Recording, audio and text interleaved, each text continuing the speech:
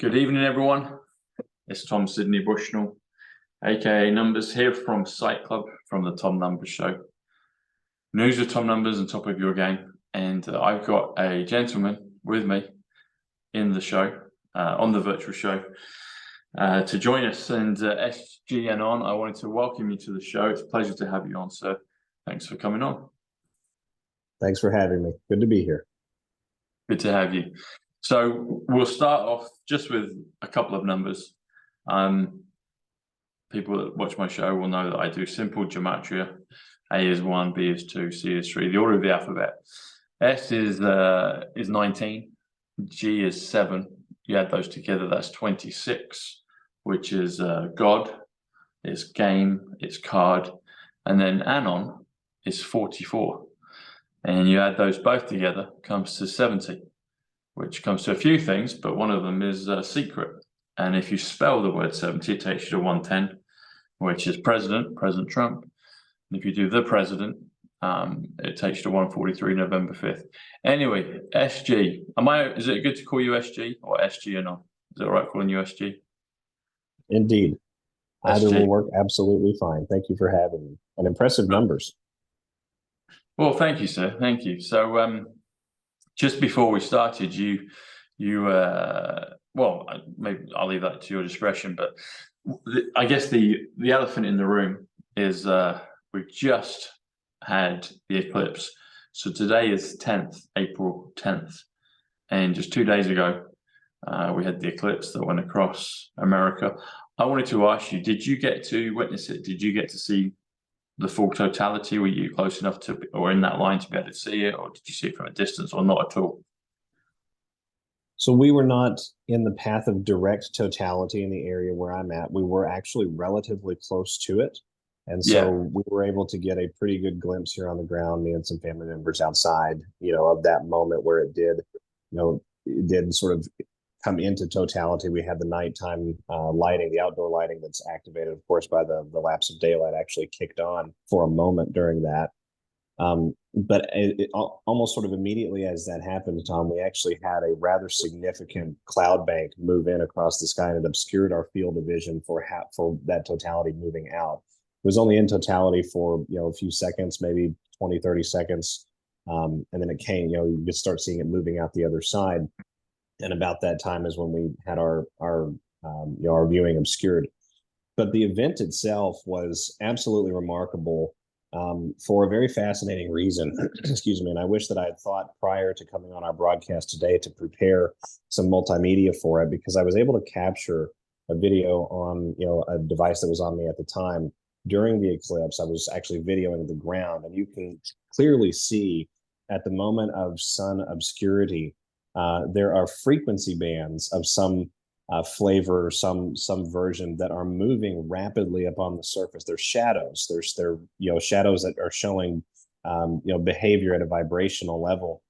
And I'm not 100% certain if it's a celestial event or not, but we do know that NASA was heavily involved, of course, in the pre and during the eclipse monitoring and shooting rockets up into the sky from a number of different regions here in the United States. And for those of your listeners out there who haven't met me before and gotten a chance to hear some of the content that I put out, I would describe NASA as one of the occult heads of the bureaucratic monster that currently has control of the government of the United States. So, excuse me, through this eclipse process, it was actually very fascinating. I'll see if I can get that video sent over to you, but it showed that something was not as it seemed, that there was an energetic transformation of some kind that was happening in real time in the world, because shadows are, of course, where photons have been inhibited from their brightness, right? And that movement is captured through the movement of other photons, because that's the behavior of light itself. And so when you have shadow that's being cast and it's showing an obvious movement, of course, we know the aqueous reality medium that we're all a part of. I call it the great Holy Spirit, the Holy Spirit of the living God. If we consider that is always in motion and always moving, and then we appreciate what a shadow represents, it means that there is an energy that is being highlighted, or an energy that is being darkened, or perhaps the one and the same process occurring in a yin-yang position simultaneously. And it was being captured during that eclipse through the camera that I actually was able to put out. Well, that's interesting. I saw I saw, like you mentioned about the street lights coming on. I saw a few videos. Some people in the movement, some others that weren't. That just were on newsreels, etc. But that's interesting what you said about that you saw on the. So I'd be interested to see that video. I can kind of get a bit of a description from what you said, but it'd be interesting to see that, so I can post that up after. What do you feel was or is the significance of that event? You said whether it was real. So there's quite a few people out there suggesting that maybe it's not, and the sun is not exactly what we think it is. And then there's people talking about the black sun, there's the hollow earth, and or different variations of it. There seems to be so many blended possibilities of what is actually real. What's your position on that? If I heard you right, you said whether it was real or not. What's your take on the sun? Do you think it's 93,000 million miles away, or do you think it's something a lot closer? Feels like it's a lot closer. What's your thoughts on it? Do you think it's a simulation or a simulator of some description, and it's not the real divine something? Yeah, there's many kind of questions. It's a bit open-ended, but what's your thoughts on it? My thoughts on it, I think, and really what we're asking about in an ancillary fashion, is my thoughts on the nature of our Earth and the universe. And I don't ascribe to the globular model with this particular discussion. Right. I've seen a great deal of very compelling evidence to show that at minimum, we are on some sort of relatively level plane, or if we could call it maybe like a casserole dish looking thing. And we have, and this is evidence from recent memory, right? The Chinese, space community put out photos not that long ago where they forgot to doctor them with the fisheye lens. And so we had this limitless, very, very level horizon sort of being cast against a backdrop of infinite black, right? In sort of an infinite vacuum. And so I guess my personal belief on this is it's much more aligned with the type of descriptions that come from the Holy Bible and the biblical texts. With that, there's description of an underbelly of the world. There's description of the great waters of the deep. There's description of Sheol. There's description, of different levels of inhabitation that are possible within the heavens, right? I take the heavens to mean anything with our sky and how far up and where the limits, if we want to call it that, and I'm using air quotes, limits of our sky and our space may begin to blend with one another. There is talk, of course, of the firmament within the Bible, and I believe that to be very accurate, because when we look at some of the experiments that are being done, for example, in the Antarctic shelf, with things such as, quote, sky ice, which is just blue sky material that has been removed from where our realm sort of meets this earthen plane that we're a part of, or this earthen surface, maybe is a better way to say it. It may not be exactly planular either, Tom, and that's what I like to highlight to people out there when we try to have these discussions. This particular topic may be the most obfuscated and manipulated that there is. We have good evidence to show that they have been flip-flopping back and forth with what the nature of the world is, and the nature of our sky and our relationship to the earth and our relationship to God for the last 1,000 years. Galileo was one of the most fervent and ardent propaganda campaigns that was ever waged within the realm of science and reason, perhaps only rivaled by the equally powerful and salacious propaganda campaign run by Sir Isaac Newton just a couple of centuries later, or nearly a couple of centuries later. So on this topic, I guess my personal position is that it is not at all what we have been told and led to believe that it is. It has characteristics that I think can be very easily defined at a sort of in a broad view way from excerpts and interpretations of the Holy Bible, of the Hindu and Lamasery books such as the Mahabharata. Very old versions of the Quran actually have limited description of the nature of the realm, quote, of the earth. So I think at the end of the day, what we're going to find in this process is that there's a great deal of the nature of what we actually have here in the world, and how that relates to other realms, other lands, resources, electromagnetism, and infinite energy and conductivity. What the nature of Antarctica may be, what the nature of technology may be. All of this sort of hinges around this overarching understanding, which of course leads humanity, I think, into a much more spiritually confident and a much more spiritually secure place of existence, which is precisely the reason that they've obfuscated this particular topic for more than 1,000 years. So deceive us on the nature of our own home, our own abode, and then you've got people on a hook of disinformation from the offset, and then you can deceive them or continue to keep them deceived. Interesting. You mentioned Antarctica. So if it's, you said maybe like a casserole dish, you kind of go into the more of the region of maybe, you know, the flat disc or earth. And I've heard different versions, you know, people saying, well, maybe it's a toroidal sphere. I don't necessarily even know to claim that I fully understand what that is, but I've seen kind of visual depictions of it. I mean, when you look outside, it looks flat, but then it could be that maybe we're on a far bigger sphere, possibly, and then it would look quite flat. But yeah, it's a fascinating subject, and it's like, why have they deceived us on it? You mentioned Antarctica. So I'm a big film buff. I love certain TV series. So one that comes to mind is Game of Thrones. Game of Thrones in numbers is 146, the universe.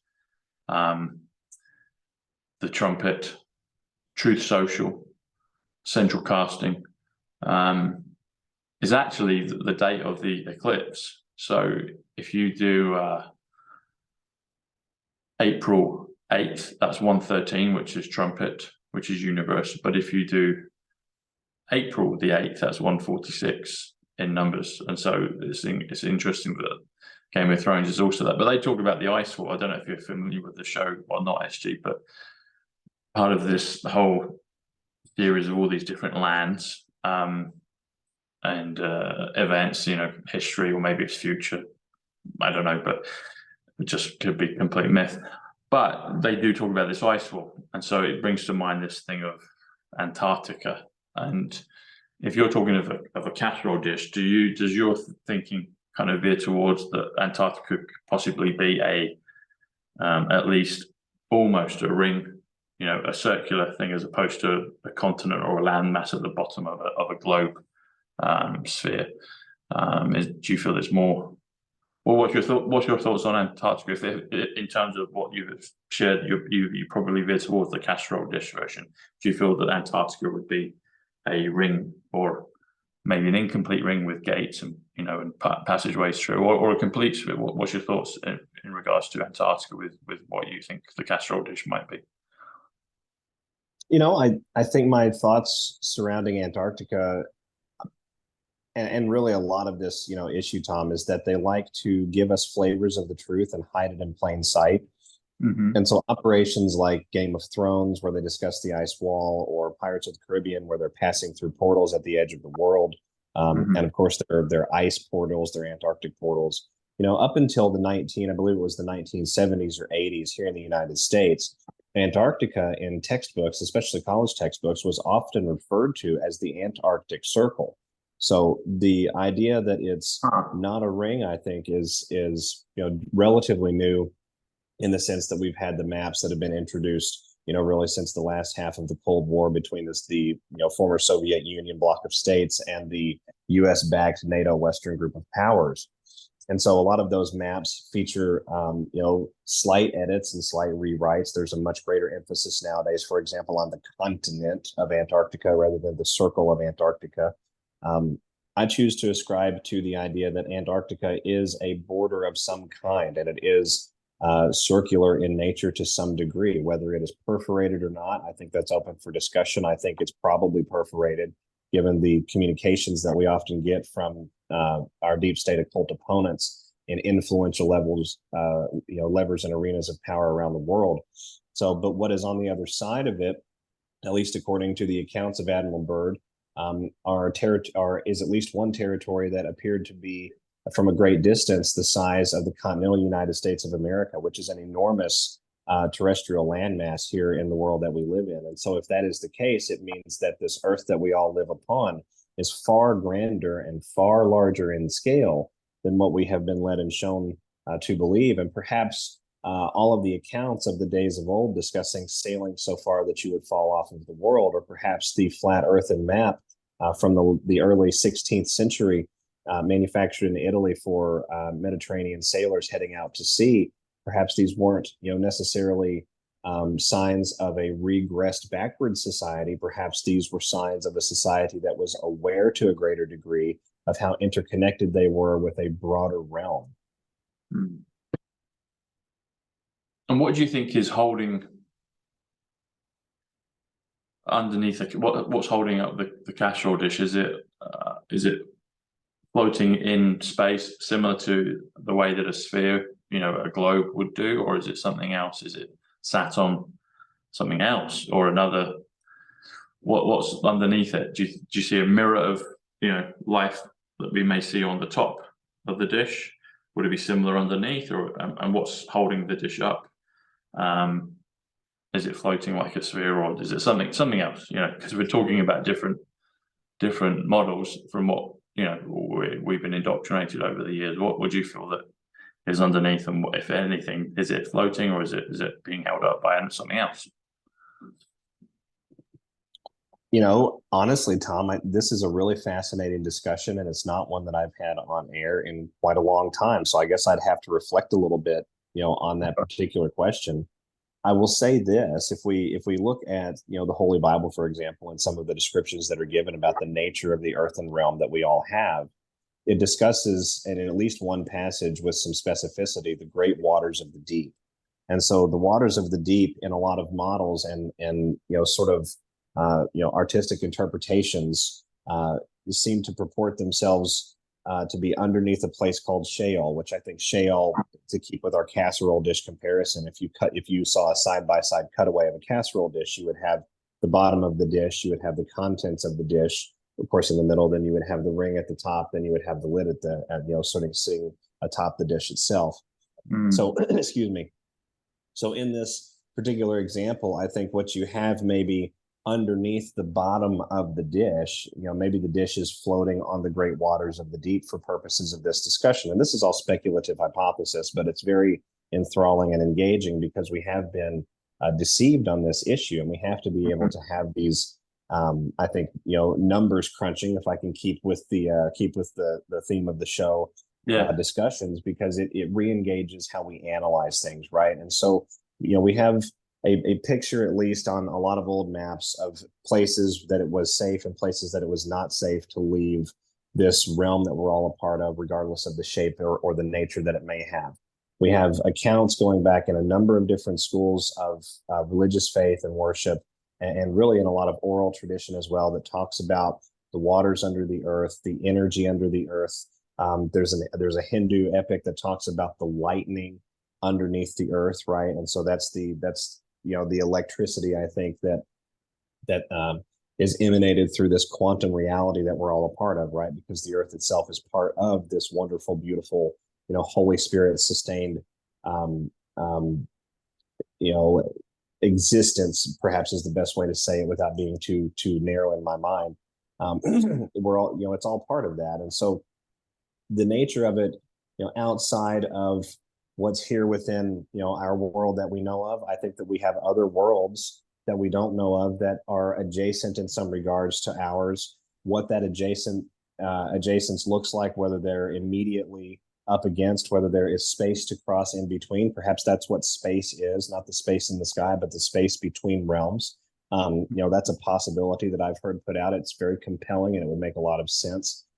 We have evidence to show that the firmament itself is extraordinarily high and vast, and at least that we know of, the deep state, even with all of their advanced knowledge and occultism, has never been able to penetrate that particular entity.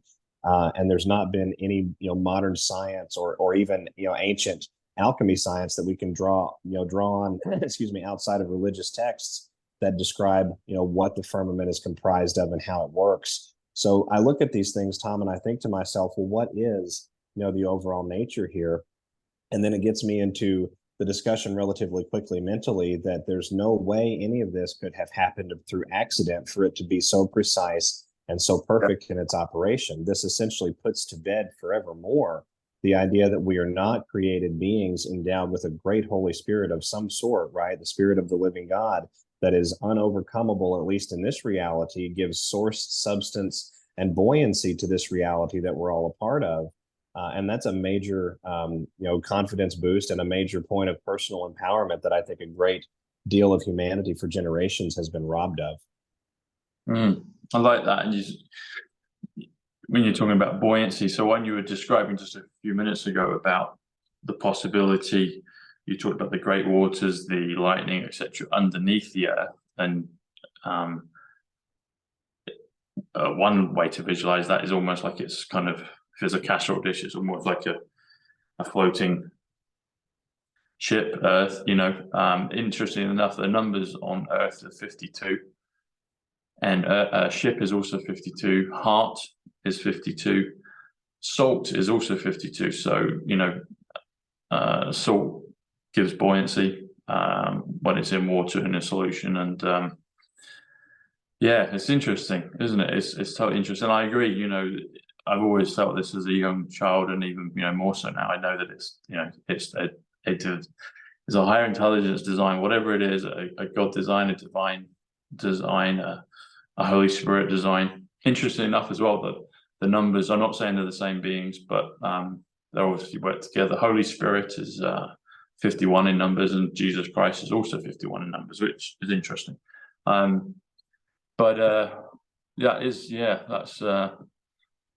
maybe, and even the water might be a dimension. It could be that we're separated by dimensions, protected by dimensions, but maybe we can pass through them as well. It's fascinating stuff. Another thing that came up with it was a good friend of mine, Ricky Lambert. He's a ex-soccer player here in the UK, and he's a truther. He speaks up. He's like one of us, and I was talking to him yesterday about the eclipse, and he came up with something that he had looked into, and I've seen parts of it before, but he brought in the subject of Saturn. And so a lot of people describe when they saw the eclipse, and the video imaging I saw, it looked wonderful. You had the moon over the sun, and it looked really just pitch black, almost like an iris, like a pupil of an eye.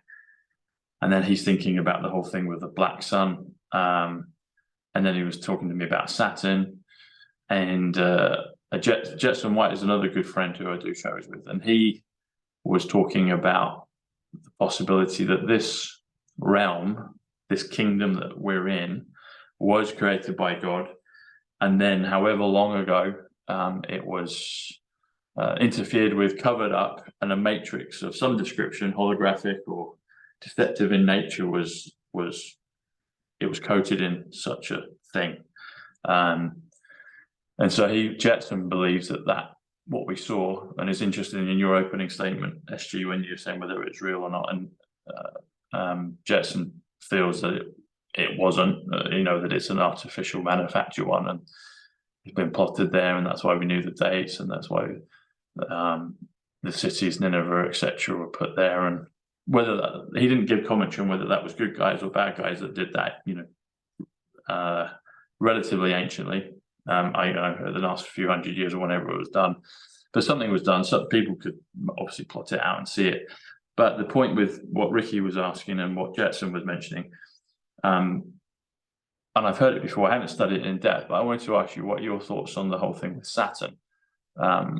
Some people feel that Saturn has been this, for want of a better description, is either a planet or a space station, something out there emitting this frequency of the matrix, of the deception, and hence so much symbolism is with Saturn in sports. The Olympic rings. I mean, the word Olympic is 93 in numbers. Saturn's 93 in numbers. There's also good numbers, 93, like kingship and Nazareth and floater. So each net value number has its corresponding potentially negative and potentially positive. It's just the nature of how it is.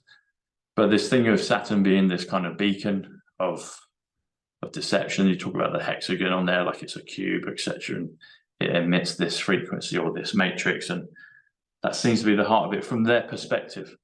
I just wondered what your thoughts are on that in terms of, is there, you know, what do you think? Does any of that resonate? Is that along with the things that you think or know or understand? It's a subject that I've been aware of, but I haven't really studied it in depth. But it was interesting that two friends in the last 48 hours have shared, well, both yesterday actually, it was Jetson in the afternoon and then Ricky in the evening, sharing the thing of Saturn, the matrix, covered up deception, leads back to what we're fighting overall with the cabal, etc. You know, I'll be perfectly honest, and I want to preface this by saying that I'm probably not what a lot of people would consider a celestial events scholar. So my opinion that I'm about to offer on this is a bit amateurish in nature, but it's along the lines of how I think about the world, and I'm hoping maybe that'll bring a little bit of value for your audience. You know, the whole issue with Saturn, I kind of think that they told us, excuse me, at least a little bit of the truth with regards to what Saturn actually is. And what Saturn actually represents with the movie Interstellar with Matthew McConaughey. Ostensibly in the movie, they discovered a wormhole. You know, we consistently talk about the rings of Saturn. A ring is very much like a dimensional portal or a gateway. It's often associated with those terms all throughout history, right? We have cave carvings to showcase some sort of frequency behavior of round objects. So rings, for you know, for better or for worse, are some sort of powerful. There's some sort of powerful symbolism behind that shape, excuse me, maybe as it's able to form, you know, and channel and direct the flow of that Holy Spirit energy that we were talking about just a moment ago. Again, this is outside of my expertise, but this is using a rudimentary understanding of, you know, basic centrifugal physics. So looking at, excuse me, the issue with Saturn, if there is a wormhole or a portal of some kind, one then asks, well, what is it to? I personally believe it is some sort of a passageway to a different timeline of potential, right? If you consider a wormhole to be a gate through space and time, that's what we're told. Then space and time would indicate that you're outside of the flow. At least you're outside enough of the flow of linear time in a particular dimension that for all intents and purposes, you may be time traveling, right? Time itself, I don't think can stop in any particular, you know, any particular reality. But if you, excuse me, extract yourself from that reality through something like a wormhole, then I think you will see a different passage of something like, you know, perceived to be time.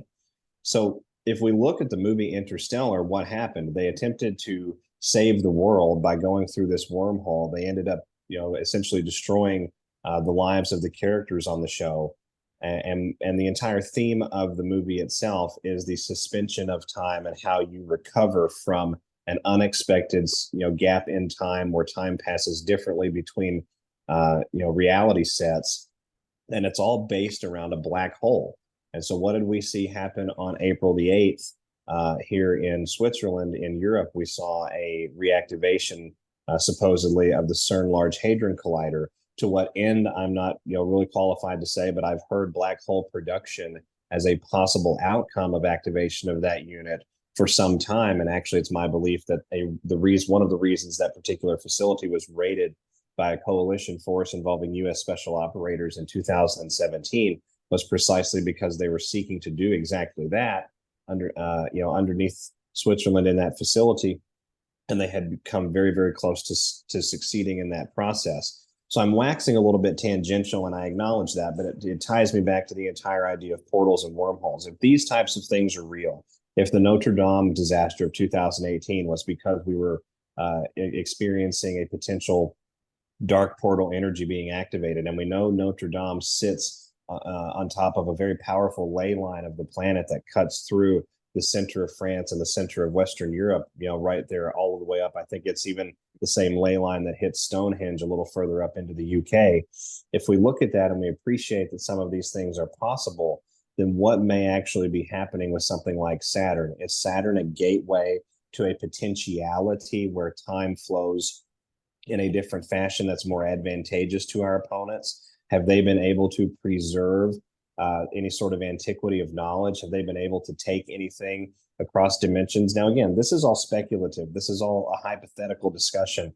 excuse me, based on the research that I've been able to do, and I've not heavily researched this particular topic, but our celestial bodies that move in the skies above us are more symbols, I think, than anything else. They may be, direction finders for other realms or other worlds, perhaps other levels of dimensionality within this world that we're all living within. But I believe fundamentally that they are not, out there in space far away as planetoid bodies of some kind.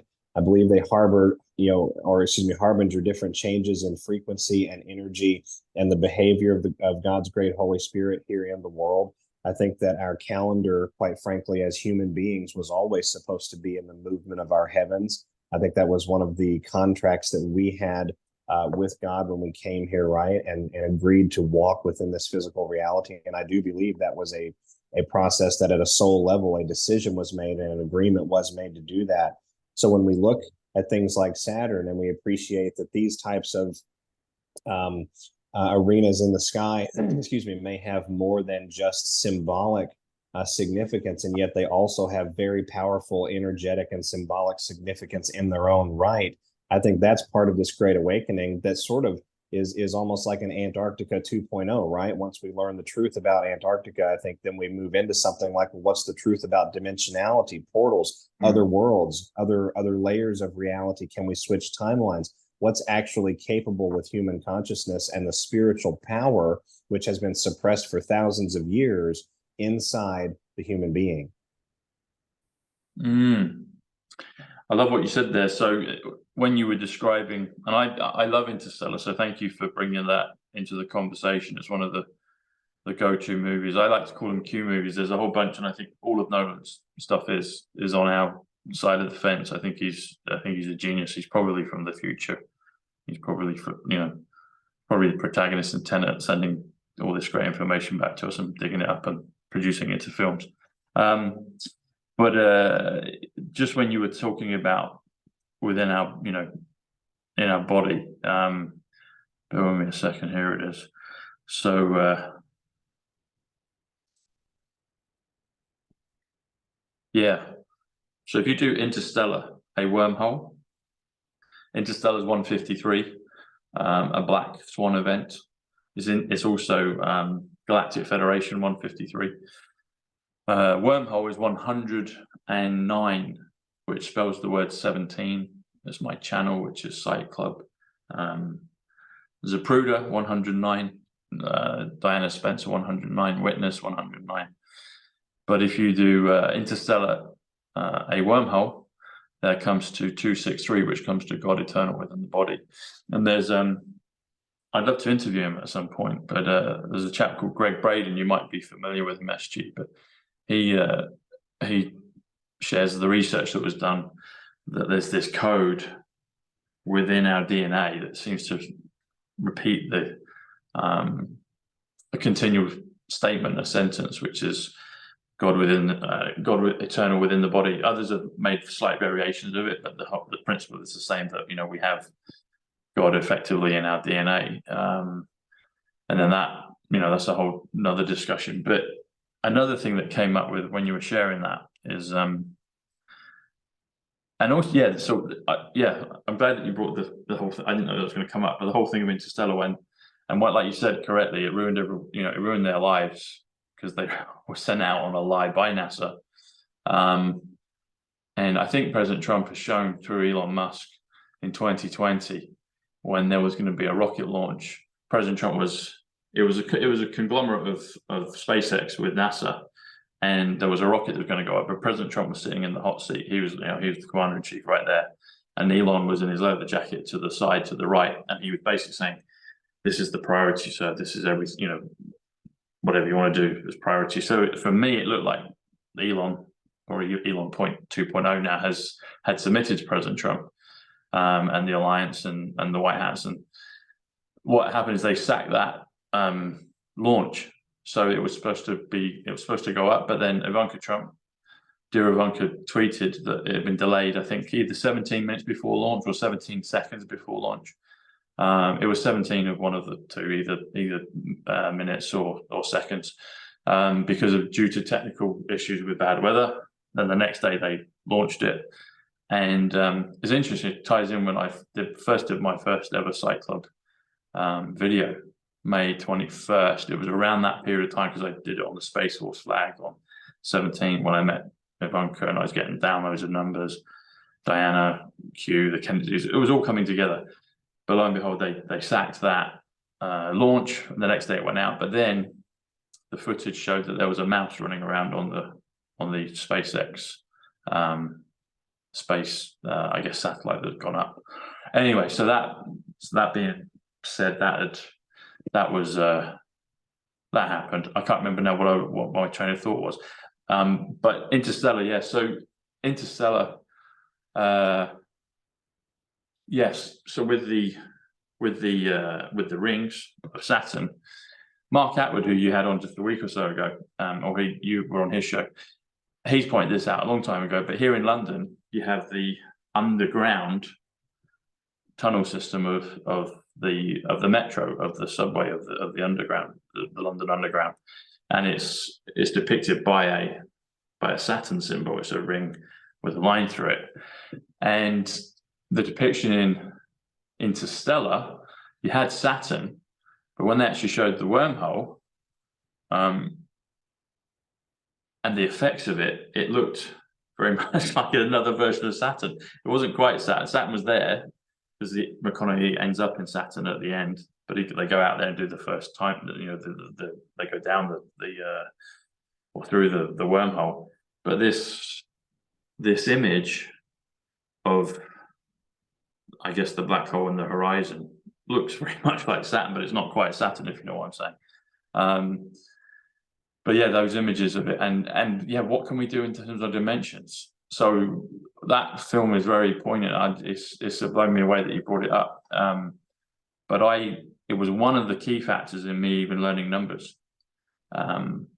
Because, to cut a long story short, I don't know if you know my history on it, but my cousin, there you go, he's saying hello. So my cousin Paul Bushnell, his name is 143 in numbers, November 5th, Ground Zero, line at Trump, Building 7. 2015, he died, May 31st. I find myself out in the US about 10 days later, in Manhattan, 92 numbers, and I meet Ivanka Trump. And I'm waiting to hear the news about Paul, when the funeral will be, etc. I can't change my trip. Anyway, so I'm out there, and I meet Ivanka, and a day or two later, I meet other people right near to Ground Zero, which is 143, Paul Bucknell 143. His date of birth is 11/18, January 18th. Sorry, 1/18, January 18th. 1/18, the storm, the Matrix, the awakening. And I meet a girl and her family going across the water, Statue of Liberty. She ends up having the same date of birth as my cousin, 1/18, and he's just died. And I'm probably aware of that, but not completely clicked. And then a night or two later, I go to Staten Island and I meet someone else with the same date of birth.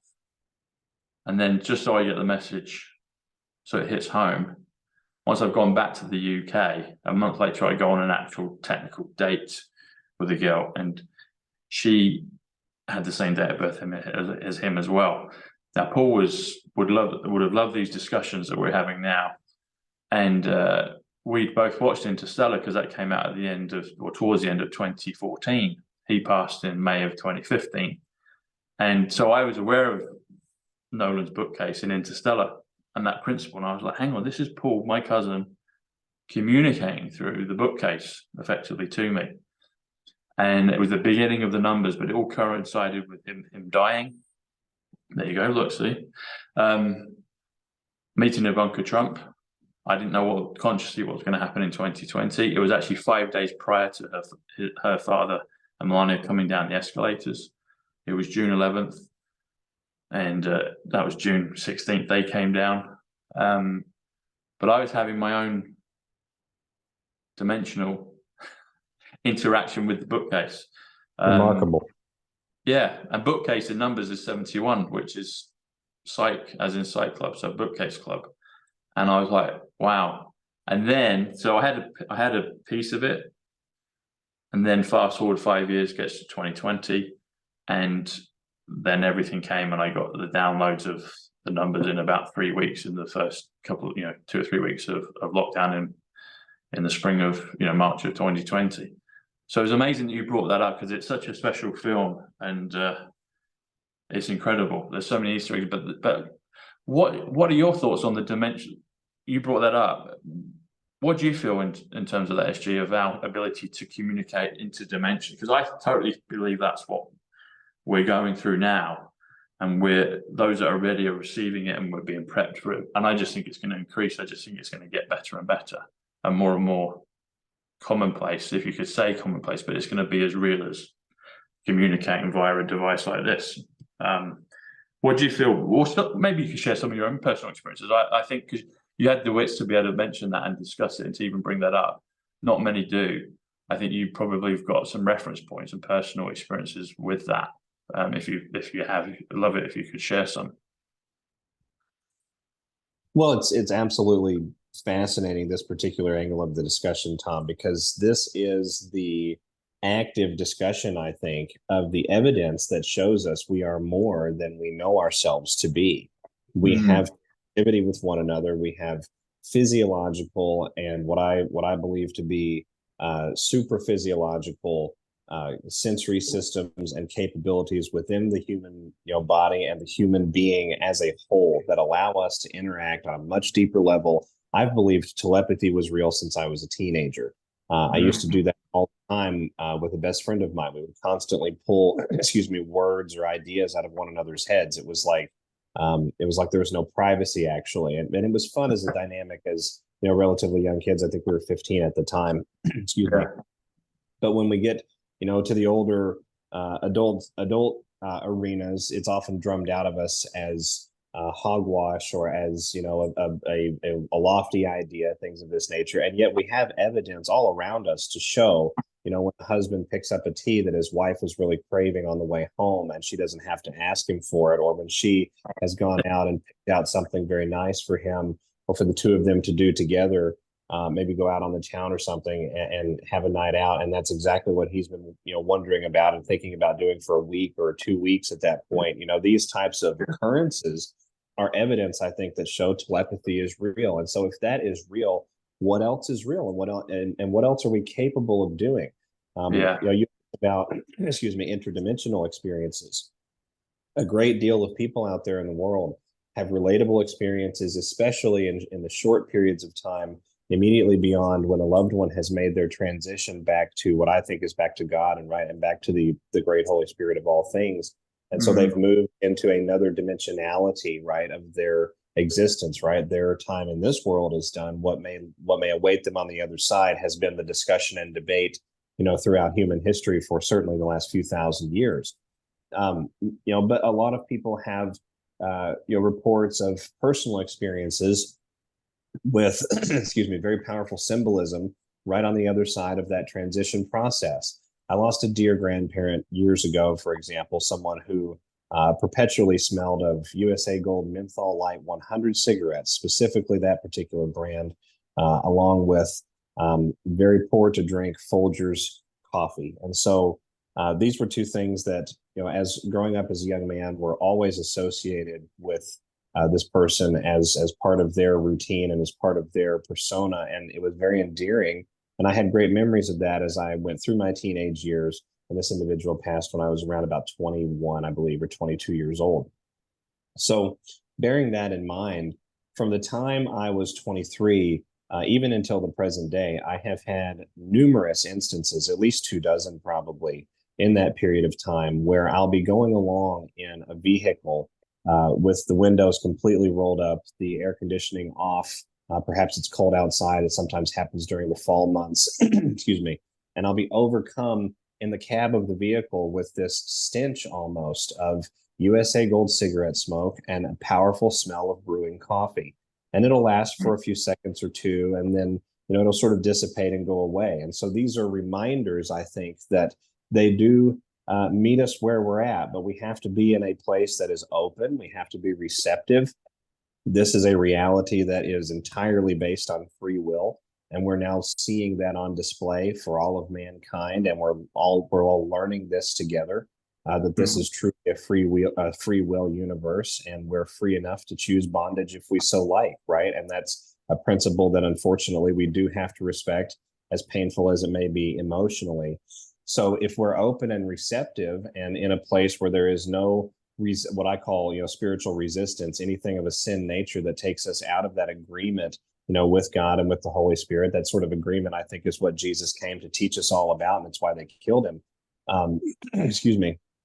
If we're able to be open to that and in agreement, or you could even call it perhaps alignment with that, then I think loved ones and ancestors and, essences of the Spirit of God that are the souls of the individuals who have been here with us before, they're able to meet us and find us where we're at and have a little bit of fun with us. And that's such a magical concept, Tom. I mean, that completely revolutionizes the interpretation of the afterlife, that has been sort of put on display by a lot of different, schools of thought over the last 1,500 years or so. And again, I'm learning more as I go each day, and this is speculative just based on my own personal experiences. But it is a fantastic comfort to me to know that an individual whom I cared for very deeply and who helped shape me literally into who I am in today's world, and who I aspire to make very proud of me anytime, that I'm embarking on a quest or a specific pursuit here in the world, even though they may be gone. It's nice to know that perhaps there is a little bit of attention being paid from the other side. Yeah, 1,000%. It is. It's beautiful. It makes, Nolan's a great one for this in terms of exploring dreams. In Inception, it's dreams within dreams within dreams within dreams. Pat Cash, the Wimbledon tennis champion, is a friend, and he's done a few shows with me, and that's his favorite movie. And he says, "I think, Tom, that's what this is. I think we're in a dream within a dream." And I'm like, I can't argue with that, but I've felt that, many a time. But it's that, but there's all these other things. So all these other things that we are, we have this base reality, for want of a better phrase, the mundane, the 3D that we operate in together.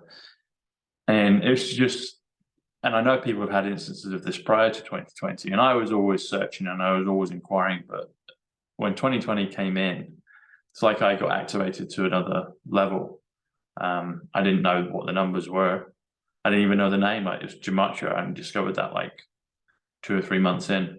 Didn't even know what Q was, but I got shown that. I discovered that independently, and then found the Q drops later.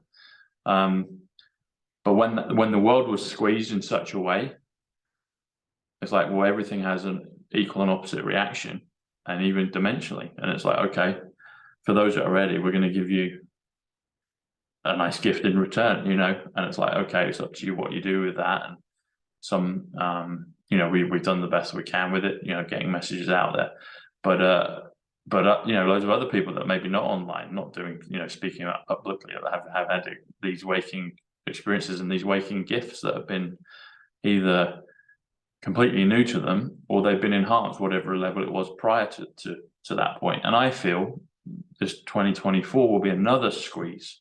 I don't know exactly what it will be. I've got a few thoughts on it, but as with all of this, it's a movie that we've not seen yet, not in this lifetime, but it will make sense when we look back. But I think there will be another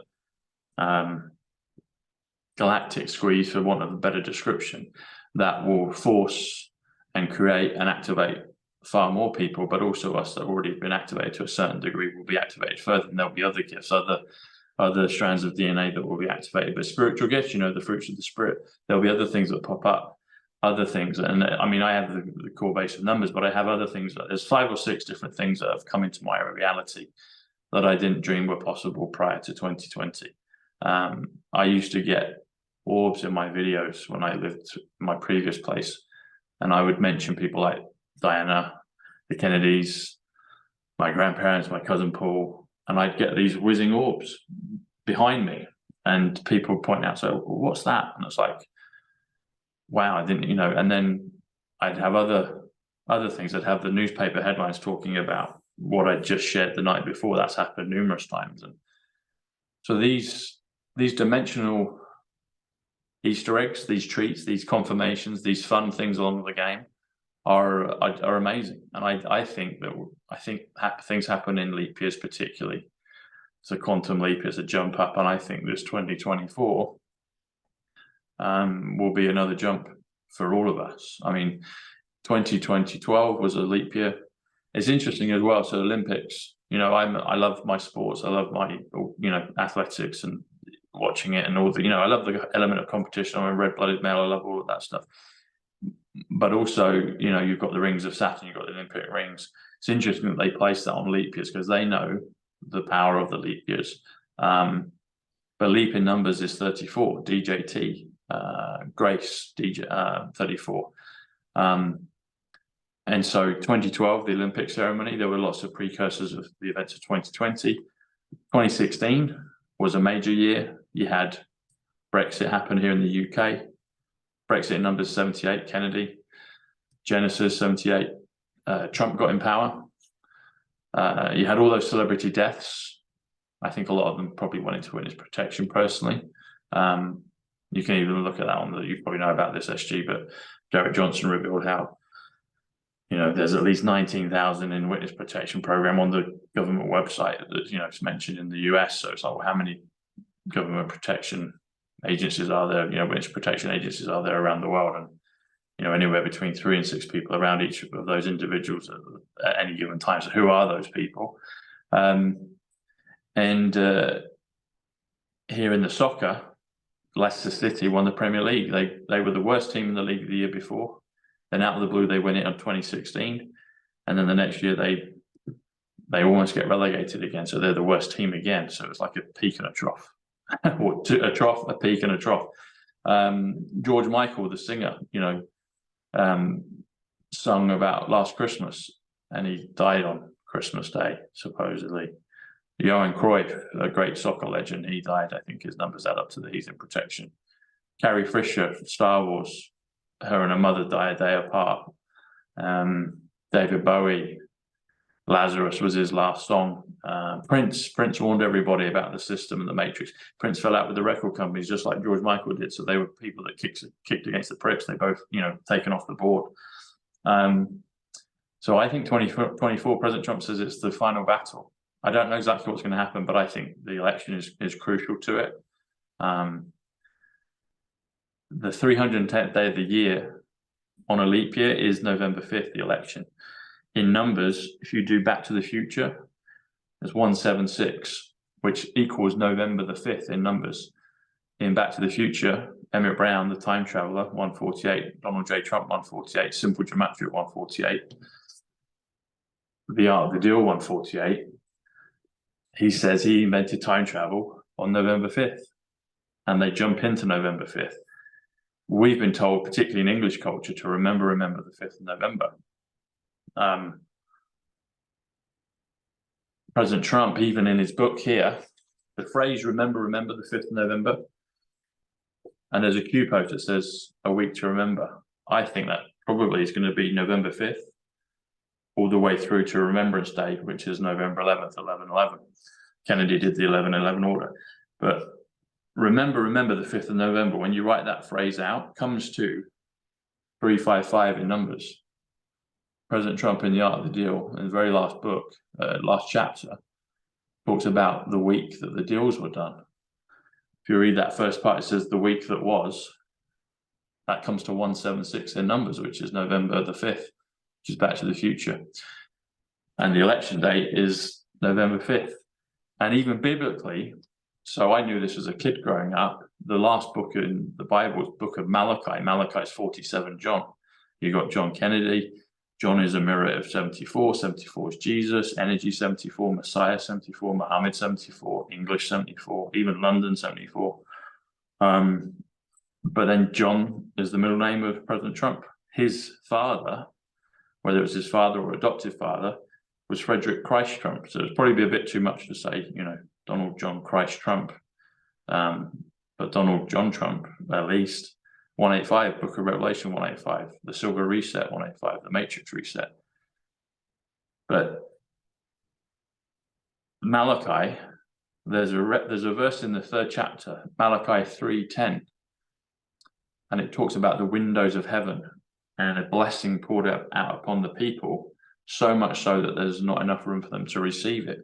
In the numbers, Windows 88, Trump, you have to travel 88 miles per hour to time travel in Back to the Future. But Windows, plural, is 107, it's quantum, it's military, it's currency, it's Aquarius, it's Superman, it's eternal life, it's atonement.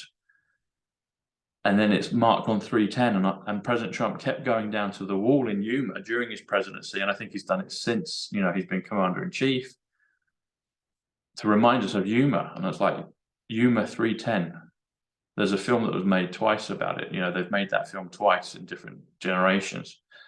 And it's all about, you know, getting on board on the Trump train, getting the prisoner delivered on time.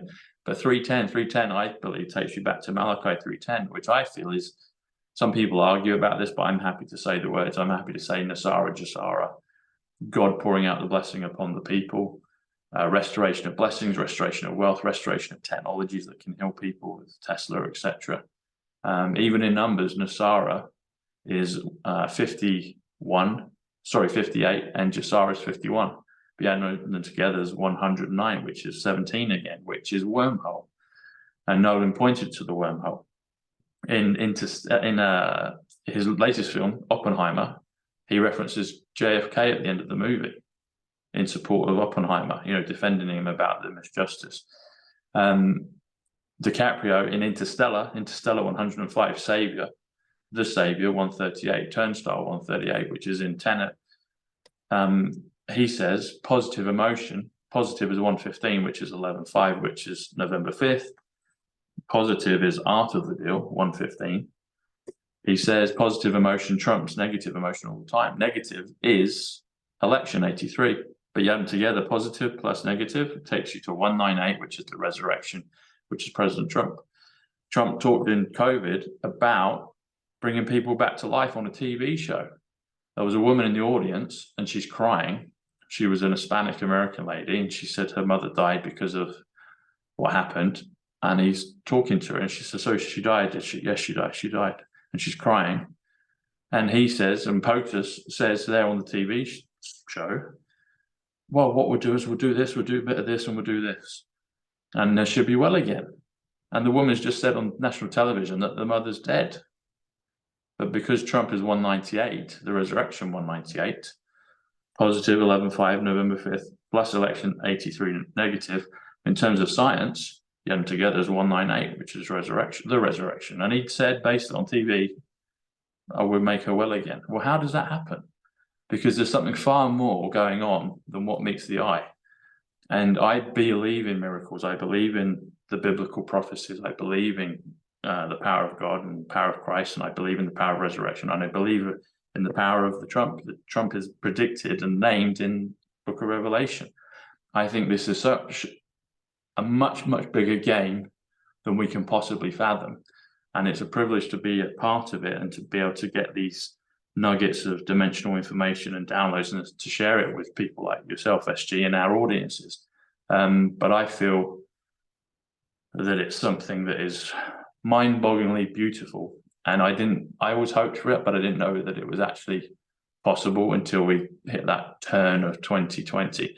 And I'm looking forward to whatever 2024 brings, because I think it has to be another quantum leap, another quantum jump, I believe. I don't know what it's exactly going to be. I think there's a few markers. But President Trump said just the other night or day in Mar-a-Lago, he's doing a fundraiser for Kerry Lake, and he said, there's only 7 months to the election. And he reiterated it's going to be the most important day of America's history. And I think when he says that, it's the world's history. It's the day that's been predicted, I believe. And he said it could in some ways feel like an eternity. He used those words when he was describing the 7 months between now and then. What does he mean? Do we go dimensionally into another realm? Are we going to quantum leap? Are we going to time travel? Are we going to go back in time? I don't know, but I'm excited.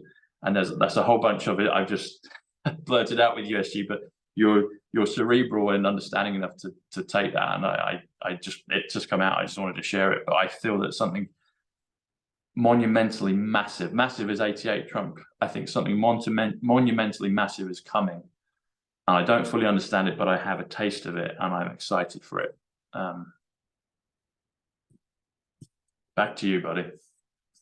You know, I think you're absolutely right. First off, I want to say I agree with a great deal of what you said there. Some of it I can't really evaluate or comment on. It's just beyond my pay grade and really beyond my understanding. But it's a fascinating discourse, and I really appreciate it a lot.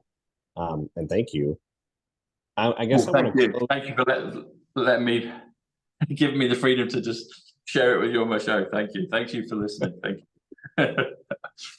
you. I guess I want to close with the reinforcement that there is an incredible amount of disinformation out there in the world.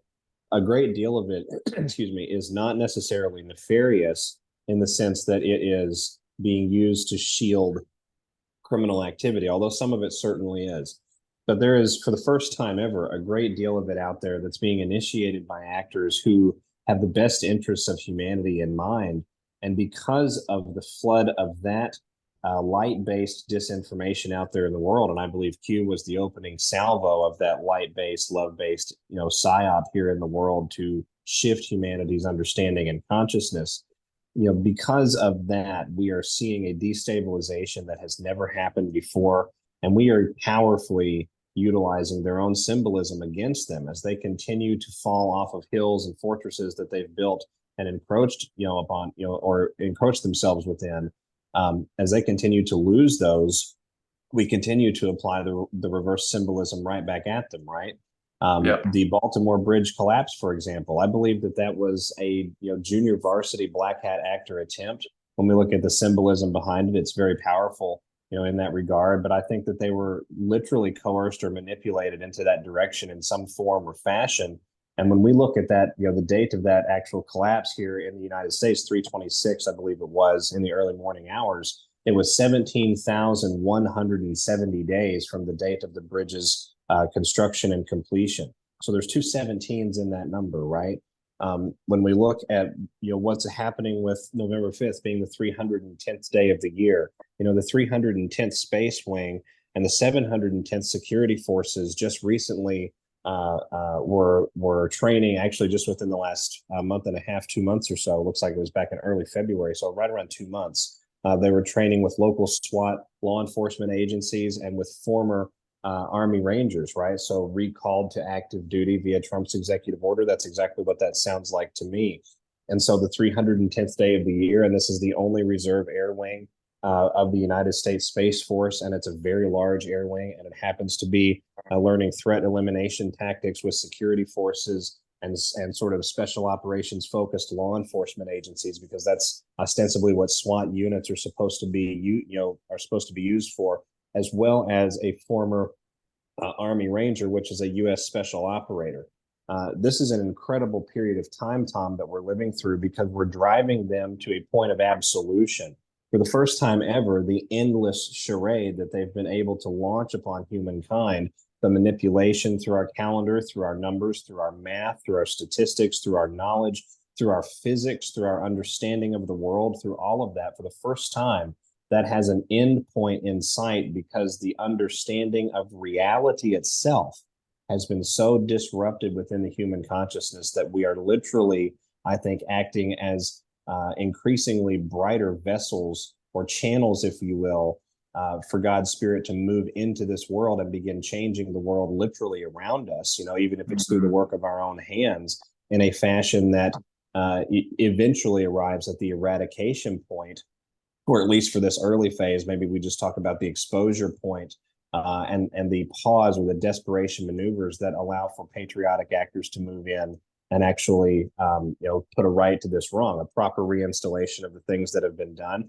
We know that in U.S. law, if a president is found to be illegitimate or impeached, for example, for things like illegitimacy or for foreign capture, then there's allocation in U.S. law made to repeal and revoke, essentially to void everything that particular administration and all of the measures that administration ever did within the Federal Register, right? And you can go and, of course, look at all the Federal Register files and find out what was done. So it's very possible that we could literally, at least from an administrative and bureaucratic sense, travel back in time quite a ways, because I believe this process, Tom, is going to lead to the unveiling of President Barack Obama as a foreign agent and as a non-US citizen and as a Manchurian traitor to the United States of America. I think we're going to get all of the way back to Bush and NATO and the sell-off of US military secrets and US military command through international treaty that was implemented by the UN in 2001, or excuse me, in 2007. So, looking at this particular, sequence of events leading up towards this November 5th date and the symbolism and the spiritual power of what's happening in the world, this is a pivotal year.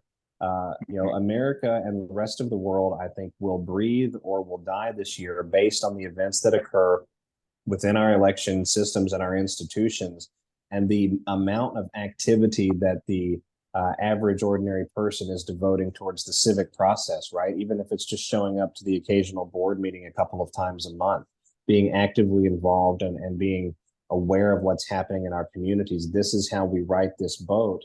And I think that at the end of the day, when we see military control instituted, and personally, Tom, I believe we will see that along in this process, I think we'll arrive at a point, especially in the United States, where no other option will be possible.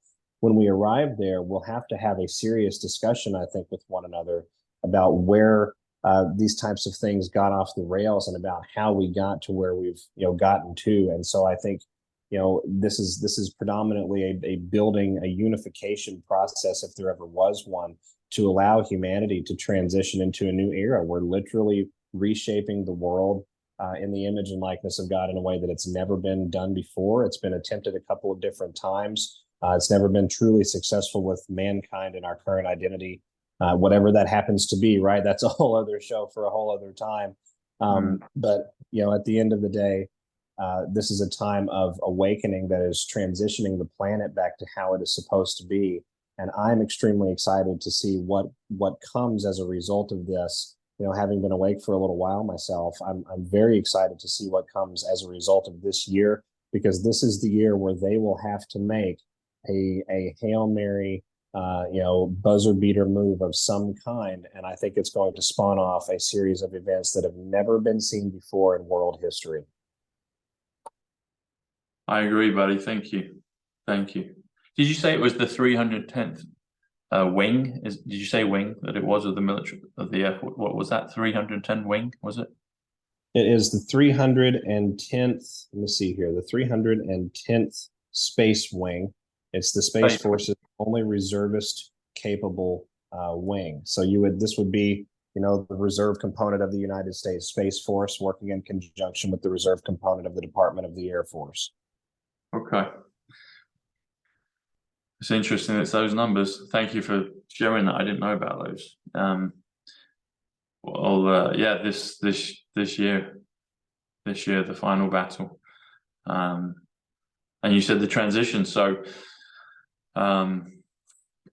President Trump has said transition to greatness. And in numbers, that comes to 282, which comes to 88 miles per hour if you spell it out completely. And dare I say, I've said this a few times, and I'll take the responsibility for it. But the return of Princess Diana, 282. I think she's coming back. That's my thought. That's another discussion, but I feel that she's coming back. She was instrumental in me getting the numbers.